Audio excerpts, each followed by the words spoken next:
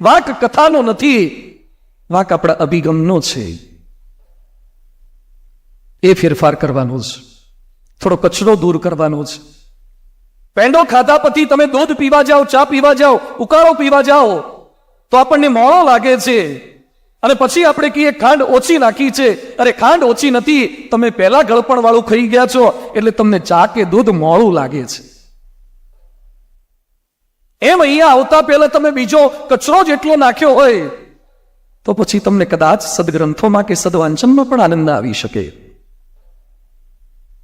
પેલા કચરો દૂર કરવાનો છે. કથા વાર્તા કામ આ કરે છે. મહાભારતમાં બહુ સુંદર પ્રસંગ આવે છે. યુદ્ધનો પ્રારંભ થવાનો હતો. કૃષ્ણ અર્જુનના સારથી બન્યા છે.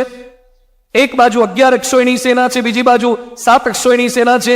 એક બાજુ કૌરવ પક્ષ છે, બીજી બાજુ પાંડવ પક્ષ છે. અર્જુન પાંડવ પક્ષમાં હતા, મુખ્ય યોદ્ધા હતા. એ સમયે અર્જુન કૃષ્ણ પરમાત્માને કહે છે, સેનયોર ઉભયોર મધ્ય રથમ સ્થાપે મેચ્યુત કે મયા સૌ યોદ્ધવ્યમ અસ્મિન રણ સમુદ્યમે. આ રણ મેદાનમાં મારે કોની સામે લડવાનું છે, એટલે સેન્ટરમાં મારો રથ તમે ઉભો રાખો. કૃષ્ણ સારથી હતા, એ ભગવાન તરીકે રોલ નહોતા કરતા, ડ્રાઈવર તરીકે રોલ કરતા. અર્જુને કીધો એટલે રથ આગળ લીધો, બાકીના તમામ પાંડવો પાછળ છે. અર્જુન સેન્ટરમાં આવ્યો અને અર્જુન કહે છે, કૈર મયા સ યોદ્ધવ્યમ, મારે યુદ્ધના મેદાનમાં કોની સામે લડવાનું છે જોઈ તે લઉં. સારો બેટ્સમેન પીચ પર આવ્યા પછી સીધો બેટ વીંઝવા ના લાગે, એ જોવે કે ફિલ્ડિંગમાં કોણ કોણ ક્યાં છે ને ક્યાં ગાબડા છે. એ રીતે કટ્ટી રન મરાય, એ રીતે ચગ્ગો મરાય. એમ અર્જુન મેદાનમાં આવી ગયો છે, સેન્ટરમાં આવી ગયો છે અને સામે જોવે છે. એમાં દ્રોણાચાર્યને જોયા. મારે દ્રોણાચાર્ય સાથે લડવાનું, જેને મને બાણ પકડતા શીખવાડ્યું એને મારે મારવાના. ભીષ્મ પિતામહને જોયા, જે મારા પ્રપિતામહ, મારા બાપને સંસ્કાર આપનાર ભીષ્મ પિતામહ, એને મારે મારવાના. કૃપાચાર્યને મારે મારવાના, મારા ભાઈઓને મારે મારવાના. અને અર્જુન રથની અંદર પાછળ બેસી ગયો. ગીતા લખે છે સહ ઉપાવિશત, એ પાછળના ભાગમાં બેસી ગયો. કૃષ્ણ ભગવાન કે વોટ હેપન, શું તકલીફ થઈ યાર, હજુ યુદ્ધનો પ્રારંભ નથી થયો, બેસી કેમ ગયો? અને અર્જુન શું બોલ્યો, અહમ નહીં ઉત્સે, આઈ વિલ નોટ ફાઇટ, યુદ્ધ નહીં કરું. જેમ તમે તમારા દીકરાના લગ્ન ગોઠવી દીધા હોય, જાન લઈને ગયા હોય, ચોરીની અંદર કન્યા આવી ગઈ હોય, જાનઈ હોય અડધું ખાવાનું પતાઈ દીધું હોય, અને પછી વરરાજો એમ કે મન્નત પૈણવું હાલતા છે. તારે કોઈ પણ ભોગે પૈણવું પડે, પહેલા કેવું જોઈએ. અર્જુન યુદ્ધના મેદાનમાં એમ કે છે અહમ નહીં ઉત્સે. કૃષ્ણ કહે છે તને યુદ્ધ કરવામાં તકલીફ શું છે? અર્જુન શું કહે છે, સીદંતી મમ ગાત્રાણી રોમ હર્ષસ્ય જાય થે વેપતુસ્ય શરીરે મેં.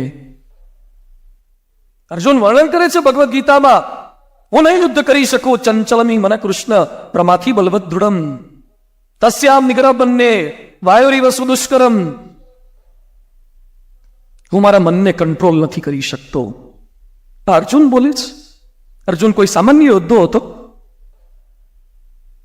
અર્જુન સ્વયંવરની અંદર દ્રૌપદીના સ્વયંવરમાં ગયો છે, અને દ્રૌપદીએ શરત શું રાખી હતી? 2 ત્રાજવાની અંદર, ત્રાજવાના 2 પલ્લાની અંદર પગ મૂકવાના, અને પછી મત્સ્યવેદ કરવાનો. માછલી ઉપર ફરતી હોય, પ્રતિબિંબ એનું નીચે જોવાનું, નીચે પ્રતિબિંબ જોવાનું, અને ઉપર મત્સ્યની આંખ વીંધવાની છે. કેટલું અઘરું છે. આપણે મેળામાં ઘણી વાર જઈએ ને, પેલા ફુગ્ગા લગાયા હોય છે, પેલી બંદૂકડી આપે 5 રૂપિયાના ફટાકા કરવાના, એમાં ઘણા ફુગ્ગાને પેલા છરણ સંગમ નથી થતો, તે અંદર જઈને અડાડી આવે, એ કે ફુગ્ગો ફૂટતો નથી, પાછા બંદૂકનો વાંક કાઢે. અર્જુન નીચે જોતા જોતા ઉપર મત્સ્યવેદ કરી શકે છે. કેટલો મન એકાગ્ર કરનારો યોદ્ધો હશે.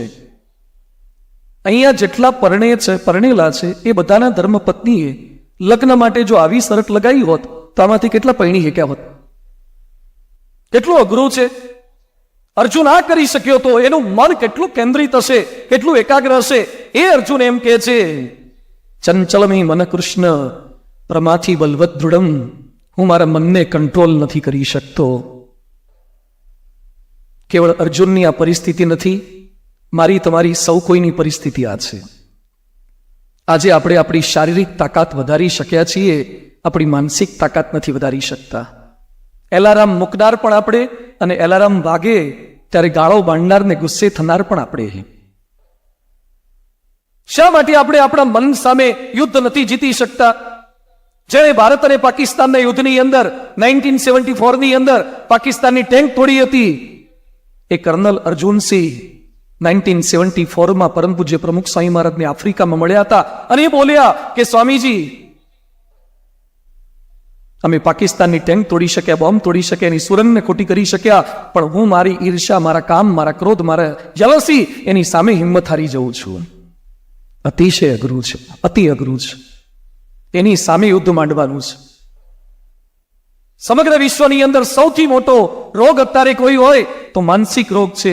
બ્રિટિશ લેખક છે ઓલિવર જેમ્સ, એને લોકોને પ્રશ્ન પૂછ્યો કે ધનિક લોકો સુખી કે સામાન્ય લોકો સુખી? Britain, New Zealand, Australia, Singapore, Shanghai, Moscow, Copenhagen, New York, 39,000 લોકોનો સર્વે કર્યો.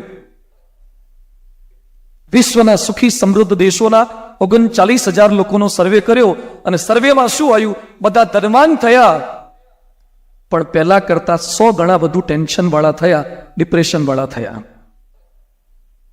જાપાનની અંદર ડિપ્રેશન, હતાશા, ચિંતા, બીમારી 21મી સદીનો સૌથી મોટામાં મોટો રોગ આ છે. સમગ્ર વિશ્વની અંદર 34 કરોડ લોકો માનસિક બીમારીથી પીડાય છે. 34 કરોડ લોકો. દર વર્ષે 1 કરોડ લોકો આપઘાતનો પ્રયત્ન કરે છે, આપઘાતનો વિચાર કરે છે. WHO ના આંકડા છે, WHO ના આંકડા છે. 2020 ની અંદર હૃદય રોગ પછી સૌથી મોટો કોઈ રોગ હશે તો એ ડિપ્રેશન અને ફ્રસ્ટ્રેશન હશે. અમેરિકામાં દર વર્ષે $12.5 અબજ ડિપ્રેશનની દવાઓ પાછળ ખર્ચાય છે. $12.5 અબજ ડિપ્રેશનની દવાઓ પાછળ ખર્ચાય છે. અમે લોકો સેન હોઝે ગયા હતા ગૂગલ જોવા માટે. સેન હોઝેમાં આપણું BAPS નું મંદિર છે, એમાં જીમેલ, ગૂગલ આ બધું છે, એની મોટું મેઇન મથક ત્યાં છે. ત્યાં ગયેલા, ત્યાં પહેલા માળેથી ગ્રાઉન્ડ ફ્લોર પર આવવું હોય તો લિફ્ટ છે, એલિવેટર, એસ્કેલેટર પણ છે, સ્ટેરકેસ પણ છે, પણ મેં નવીન વસ્તુ ત્યાં જોઈ.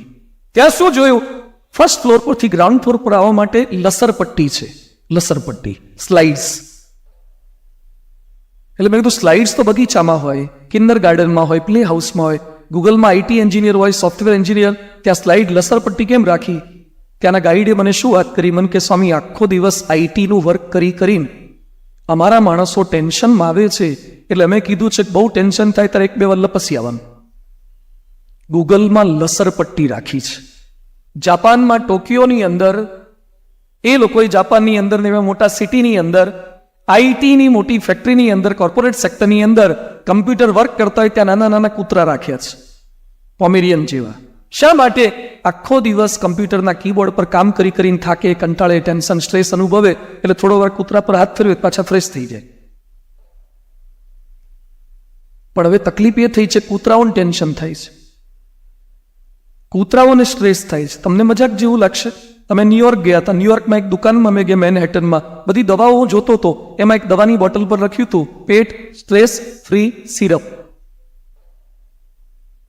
પેટને, પાળેલા પાલતુઓને જે સ્ટ્રેસ થાય છે એમાંથી મુક્ત કરવા માટે $10 કૂતરાઓને ટેન્શન ફ્રી કરવાની દવા. એટલે મેં પેલાને પૂછ્યું, ભાઈ તો કૂતરાઓને ટેન્શન થાય અમેરિકામાં? અને અમેરિકાના કૂતરા એટલે તો ભારતના કેટલાક માણસો કરતા વધારે સાઈબી ભોગવે છે. કૂતરાઓના બ્યુટી પાર્લર છે, કૂતરાઓના ડ્રોઈંગ રૂમ છે, કૂતરાઓના બેડરૂમ છે. કેટલાક લોકો તો કૂતરાઓ પર વસિયતનામું કરીને જાય છે, વિલ કરીને જાય છે. શું કૂતરાઓની લક્ઝરી છે! એક જગ્યાએ અમેરિકામાં અમે નીકળ્યા હતા અને એક ભાઈ કૂતરાને લઈને નીકળ્યા હતા અને હાથ ઉપર પેલી પ્લાસ્ટિકની કોથળી લગાવીને નીકળ્યા હતા. એટલે બધું કૂતરાને લઈ નીકળ્યા છે, એક હાથ ઉપર પ્લાસ્ટિકની કોથળી કેમ? એ કે કૂતરું ગમે ત્યાં સંડાસ ન કરવું જોઈએ, અને માલિકને ખબર પડે કે સંડાસ કરવા ગયું એટલે તરત અત્તર ઝીલી લેવાનું. ક્યાં કાં જોયું? અમેરિકાના કૂતરા શું સુખ સાહેબી ભોગવે છે, તો એને ટેન્શન, તો એને સ્ટ્રેસ. કેમ? કારણ કે જેના ઘરમાં રહેતા હોય પતિ પત્ની ઝઘડ કરતા હોય, ઝઘડા થાય, છૂટાછેડા થાય, એમાં કૂતરાને ટેન્શન થાય છે. કે આ લોકો કેમ બબાલ કરે છે? અને જોઈએ આવો પણ ભારતના ડાઘિયા કૂતરાઓ ગમે તેટલા માર્યા હોય, અને કેટલાક લોકો તો પૂછપૂછ કરીને રોટલી આપતા જ નથી, યાર ઉલ્લુ જ બનાવે છે. તોય કૂતરા પાછા પ્રેમથી આવે છે. આપણા કૂતરા કોઈ દિવસ ઉદાસ થતા નથી, કારણ કે એ લોકો ક્યાંક ને ક્યાંક કથા વાર્તામાં આંટો મારી ગયા હોય છે, ક્યાંક ને ક્યાંક એકાદ શબ્દો એને પડ્યા હોય છે, એટલે એને ટેન્શન નથી, એને સ્ટ્રેસ નથી.